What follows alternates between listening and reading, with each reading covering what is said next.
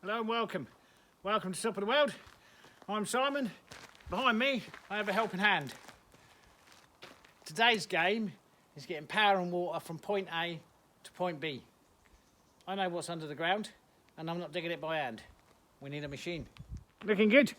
So you saw me do the roof here. Now what we've got to do is get power to this building from this building. And the name of the game is the brickwork or the blockwork under there that's black forms the original part of the cellar. So I've got to come out of there below ground level in a straight line, or as straight line as I can. From there to here so that we can bring power and water into this corner. And we've got a machine to help us. So let's get started. Oh, I've got some pipe work over there and a power cable.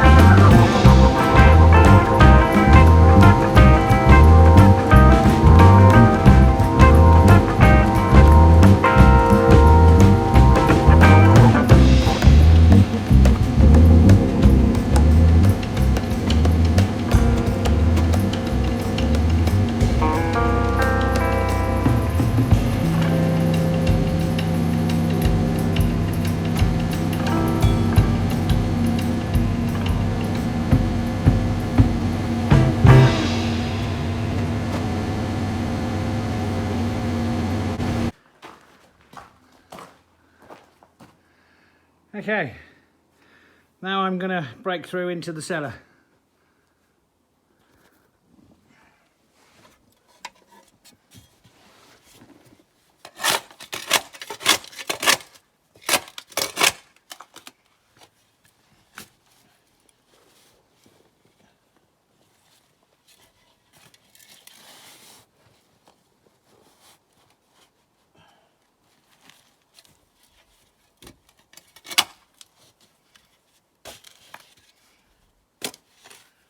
Shouldn't have known better. I allowed myself 20-30 minutes to get through the wall into the cellar. No, hour and 15 minutes. How can it take an hour and 15 minutes to drill through a bit of concrete?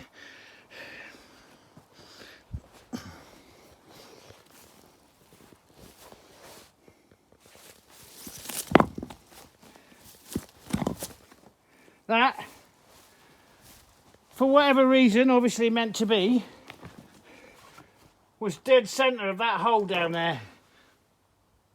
I can't even tell you. Anyway, so the original concrete foundation is built out of natural rock and concrete. Obviously, right. Okay, now I've unrolled the electric cable. I've got to put that electric cable inside this smaller hose and lay that hose and this big hose in through that hole and down through this trench.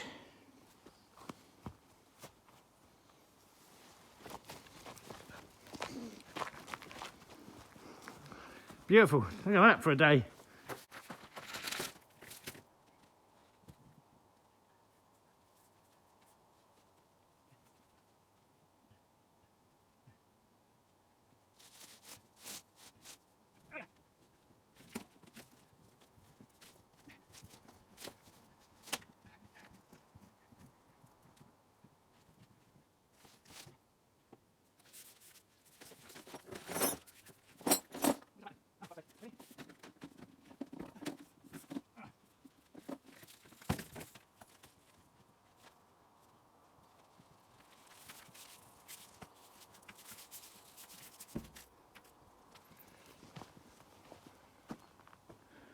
Power and water. Now this is only so that we're all clear on this. You know, whilst it's a metre there, it's mostly a metre. It might only be 3/4 metre there, but it's a metre deep, but it's not deep enough for frost protection. It is only a summer tap. So I'm going to make sure that there's a junction on the other end of that, and then the water can be turned off. It can be drained down and valved from in the cellar. So it is just a summer water so that we can bring water out to this building and power, because this building has been powered since the day it was built with extension leads, which runs across here and across here. And anyway, I'm bringing 3-phase into the building with water. So we have water and power. They come up there, and I can put outside tap standpipe here, and then take the power up and across, put in a new consumer unit. And then everything that's in here can be powered, because you need the car heaters and stuff. And it's always been done with this huge array of extension leads and stuff. So it's not going to be done like that. And there's going to be another consumer unit in the cellar. So it'll be 2 layers of protection. I've already got one consumer splitter unit in there for power when I did the barn. I'm going to put a second one in the barn, and then in the cellar, and then another one over here. So you're protected at both ends. Okay, we can fill this in now. And sand, how many times have I told you? So there's 2 grounds here, pure sand, lucky, right, with this one. The last job I did, which was, I don't know, 300 or 400 metres that way, it was all rock, and I mean big rock. Too big that this machine couldn't lift them out. I had to roll the rock down the ditch, but I wasn't trenching then. I was actually laying in an open ditch. So, right, let's fill it in.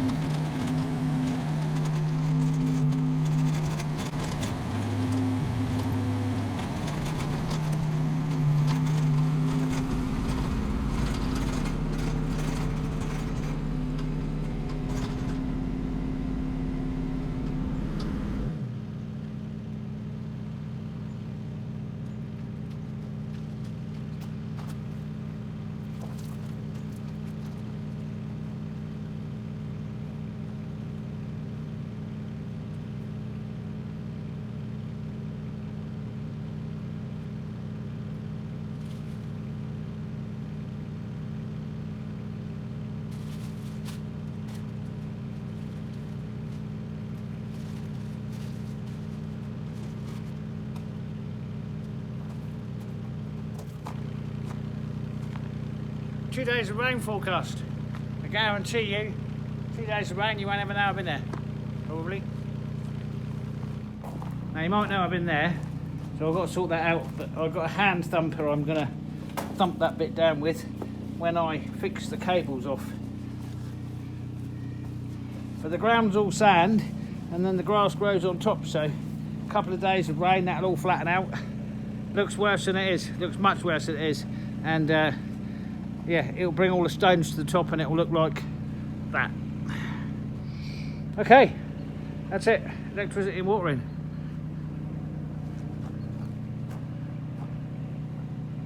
Great job. Thank you all for watching, really appreciate it. We'll catch you on the next one. Bye for now.